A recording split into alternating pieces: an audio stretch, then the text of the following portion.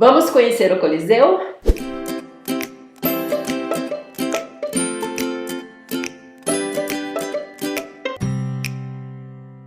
Hoje o nosso vídeo é dedicado à história da arte, é dedicado à história do Coliseu. Obviamente, falando de história da arte, é claro que vai ter o nosso parceiro Fernando Caiafa, que vai contar tudinho para vocês sobre esse importante monumento, um dos monumentos mais importantes hoje do mundo. Fernando Caiafa, com você, meu querido. Antes arte do que nunca, viajando para a Itália. Olá, eu sou Fernando Caiafa e esse é mais um vídeo da nossa série Monumentos da Itália. E hoje nós vamos falar sobre o Coliseu. Talvez um dos monumentos mais conhecidos de toda a Itália, talvez até de todo o mundo antigo. Um lugar imperdível para você conhecer na sua próxima viagem à Itália. Bom, para falar do Coliseu, é importante nós lembrarmos de algumas características fundamentais da arte romana, sobretudo da arquitetura romana. Os romanos, pouco diferente dos gregos, eles tinham uma preocupação com a utilidade das suas obras de arte. Claro, não só a utilidade, existe todo um simbolismo, que nós falaremos também um pouco sobre isso, mas o pragmatismo é uma marca da arquitetura romana. Ou seja, uma arquitetura que está, sobretudo, não somente, ligada à vida nas cidades. Em geral, os grandes monumentos romanos estão localizados na urbe, na cidade. E eles vão, claro, desempenhar um papel fundamental no próprio funcionamento da cidade. A gente poderia pensar nos importantíssimos e magníficos aquedutos romanos, nas próprias estradas construídas, integrando praticamente todo o mundo romano, estradas que, aliás, são usadas até hoje, né? Não exatamente as originais, mas o traçado de muitas estradas, de muitas rodovias europeias até hoje, são traçados que seguem os antigos traçados das estradas romanas. Os famosos arcos que serviam não só para sustentar muitas das estruturas, os próprios aquedutos, os anfiteatros, como o Coliseu, mas os arcos também que significavam o domínio romano em determinadas áreas da Europa, significavam o triunfo do exército romano. Então, só para contextualizar que a arte romana tem essa preocupação, esse pragmatismo, esse quase que utilitarismo. Bom, no caso do Coliseu, o Coliseu é o maior anfiteatro construído pelos romanos, também chamado de Anfiteatro de Flaviano. Começou a ser construído ali em 72 depois de Cristo, sendo concluído cerca de 8 anos depois. Uma fantástica obra de engenharia romana. É preciso lembrar que Roma estava entrando na sua fase imperial. É verdade que o início do Império foi um início bastante conturbado da história de Roma. Roma havia atravessado um período de crise da República, com muitas guerras civis, com muitos conflitos entre a elite romana, os chamados patrícios, e a grande massa romana, a plebe.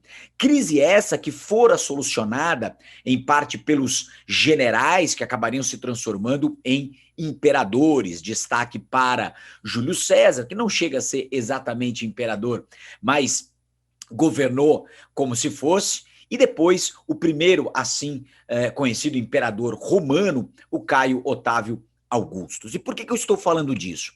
Porque a arquitetura vai desempenhar um papel fundamental na consolidação desse império romano. A arte romana, ela vai se manifestar também como um símbolo de poder dos imperadores romanos. Isso começa exatamente com o Caio Otávio e vai continuar com outros imperadores que virão após o Caio Otávio, sobretudo os imperadores da dinastia Flaviana, né? Daí o nome, inclusive, né? Anfiteatro de Flaviano ou Coliseu. Mas por quê? Porque naquele momento era preciso pacificar as relações sociais em Roma.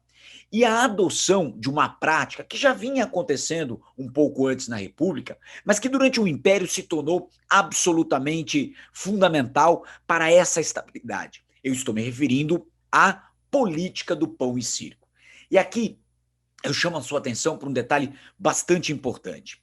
Os espetáculos que aconteciam no Coliseu os grandes embates entre gladiadores, as cenas de batalhas do passado que eram ali revividas, caçadas de animais selvagens trazidos dos quatro cantos do império, tudo aquilo cumpria um papel fundamental, que não era só divertir, entreter e mesmo alimentar o público, muito mais do que isso. A política do pão e circo era uma forma de demonstrar o poder do Império Romano. Imaginem batalhas do passado que eram ali revividas. Então, os indivíduos que participavam dessas batalhas, em geral, prisioneiros, escravos, ou mesmo os cristãos, que eram duramente perseguidos pelos romanos, até pelo menos o século IV, todos aqueles indivíduos que estavam ali, muito provavelmente morreriam em algum momento. Mas as batalhas elas eram revividas de modo que um grupo de indivíduos representava Roma e o outro grupo de indivíduos representava o inimigo romano. Então, o público ali, e quando a gente fala em público, o Coliseu chegou a abrigar 50, 60, há quem diga em 70 mil espectadores, vocês podem imaginar o tamanho disso, não é? Pois bem, então o público que ali acompanhava esses embates assistia o triunfo de Roma sobre seus inimigos. Então, quando a gente olha aqueles espetáculos, aquelas pessoas celebrando ali violência, corpos decepados, membros, né, sangue que jorrava, enfim, essa violência que pode nos parecer algo apenas fruto de um desejo selvagem ou algo do tipo, na verdade, aquilo demonstrava o poder de Roma sobre seus inimigos. Então, quando o público celebrava a vitória de um gladiador, ou de um exército, ou o triunfo de uma caçada, aquilo significava o orgulho de fazer parte de um império que sempre vencia. E isso, claro, também servia como forma de acalmar os ânimos, haja vista que qualquer tentativa de se levantar contra o Império Romano, por exemplo, por conta dos impostos, né, à época da construção do Coliseu, os impostos foram muito aumentados. Então, o indivíduo que porventura pensasse em se levantar contra Roma, muito provavelmente se lembraria daqueles eventos no Coliseu e pensava, puxa vida, ao longo da história, Roma sempre esmagou os seus inimigos. Então, digamos que esses espetáculos e o próprio Coliseu cumpriam esse papel quase que pedagógico, né? É uma construção imponente por si, né? Então, imagine aí um edifício que chegou a ter 40, 50 metros de altura, se você pegar todos os anéis. Então, ele impressiona só pelo tamanho. Estar ali no Coliseu já é quase que um fator de dominação, né? Porque, de fato, você fica imaginando o poder de um império para construir algo daquela magnitude. Se a gente entrasse aqui nos detalhes, né, da engenharia romana, né, os romanos, eles em geral utilizavam nas suas construções pedra calcário e uma argamassa, uma mistura de cal e água. Mas isso não era suficiente para sustentar uma estrutura gigantesca como a do Coliseu e de outras construções, os aquedutos, por exemplo. Então, os romanos desenvolveram uma técnica de fabricação de uma espécie de cimento feita com uma pedra vulcânica retirada da região de Nápoles, próximo ao vulcão Vesúvio, inclusive, famoso vulcão responsável pela tragédia de Pompeia. E essa massa feita a partir dessa rocha vulcânica deu origem àquilo que nós podemos chamar de cimento, que, aliás, né, segundo os especialistas, era mais resistente ainda, mais resistente até do que o cimento que nós utilizamos hoje. É claro que hoje nós usamos estruturas de aço, né, que sustentam, né, as nossas grandes construções, mas essa mistura de pedra calcária e essa espécie de cimento foi absolutamente fundamental para que essas estruturas permanecessem, né, estáveis. E o arco, né? O arco, ele é a grande solução de engenharia romana. O arco permite que você construa paredes elevadas sem preencher totalmente a parede, né? Então, o arco, ele cumpre um papel de distribuir o peso da estrutura.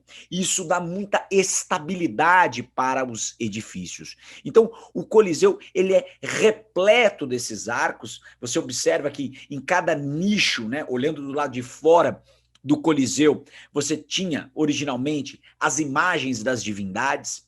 O Coliseu, ele era todo revestido de mármore travertino, o mármore branco, o mármore luz. Aliás, faço aqui um parênteses, né?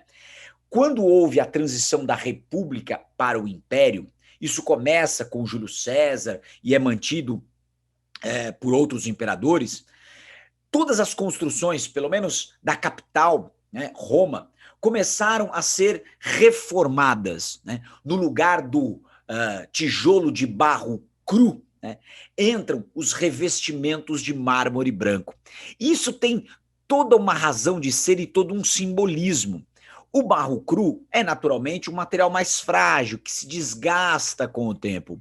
O mármore não. O mármore é muito mais resistente, o mármore é eterno, né? Então existe todo esse simbolismo, né? Sai a Roma republicana, a Roma frágil, entra a Roma imperial, a Roma forte, a Roma eterna, né? Então tudo isso que vocês veem hoje nessa coloração, né, um tom de marrom, né, isso tudo na verdade era revestido por esse mármore branco que ao longo do tempo foi sendo, né, retirado, pilhado, saqueado, né?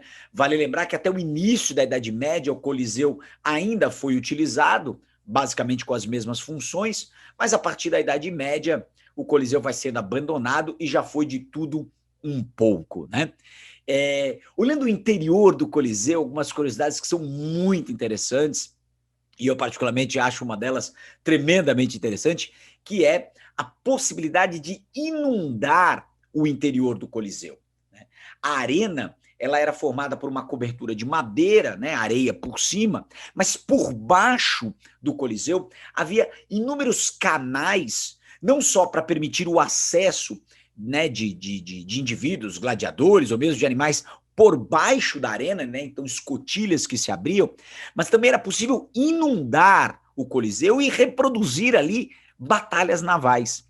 Antes do Coliseu ser construído, inclusive, aquele local era um lago que aliás foi construído pelo megalomaníaco Nero, né? E esse lago foi totalmente drenado, as águas foram, né, deslocadas por canais até o rio Tibre, mas com possibilidade dessas águas retornarem num sistema controlado que inundava e esvaziava o Coliseu. Algo absolutamente fantástico.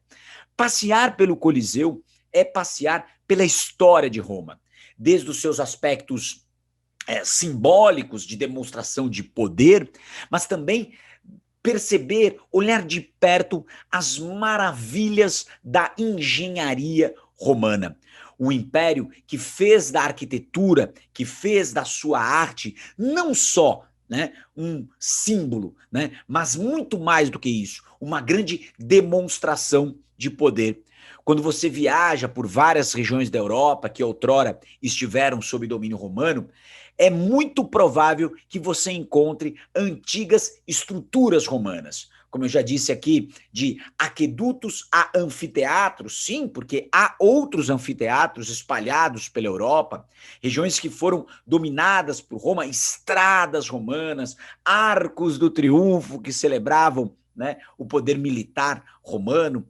Então, o Coliseu talvez seja aquela síntese de toda essa grandiosidade histórica, militar, né, artística, é uma solução de engenharia absolutamente fantástica, que vai à luz de toda essa grandiosidade romana se tornar um dos símbolos da Roma antiga. E até hoje considerada aí uma das grandes atrações turísticas da Europa, sobretudo da Itália, e vale a pena você conhecer. Antes arte do que nunca, viajando para a Itália, vejo você no próximo encontro. Até lá! Gostaram, gente? Perceberam como é importante entender e conhecer a história dos lugares onde vocês vão estar visitando? Não deixe de seguir o nosso canal YouTube, porque vamos ter vários vídeos como esse, falando sobre a história da arte, sobre a história dos principais monumentos turísticos na Itália. E, obviamente, a maior parte desses vídeos vão ser registrados em parcerias com o professor Fernando Caiafa, histórico da arte. Eu adoro esses vídeos e eu tenho certeza que realmente que vocês vão curtir muito. Então, assim, deixa aqui embaixo comentários de vocês, escrevem qual que é o vídeo que vocês gostariam, qual que é o monumento turístico que vocês gostariam que o Fernando Caiafa estivesse falando sobre. Vamos adorar poder atender à vontade de vocês. Agora, terminando o nosso vídeo, não deixe de se inscreverem lá no nosso blog, ó, viajandoparaitalia.com.br, e não deixem de abaixar o nosso e-book gratuito e seguir o nosso mini curso de planejamento gratuitamente para viajar para a Itália. Meus amores, agora terminando o nosso vídeo, vi lascio com um grande abraço e um grande bacio e ci vediamo nel nostro prossimo video. Baci grande grande dalla Italia, dalla mia Italia per te lì nel nostro Brasile. Bye bye, até o próximo vídeo, meus amores.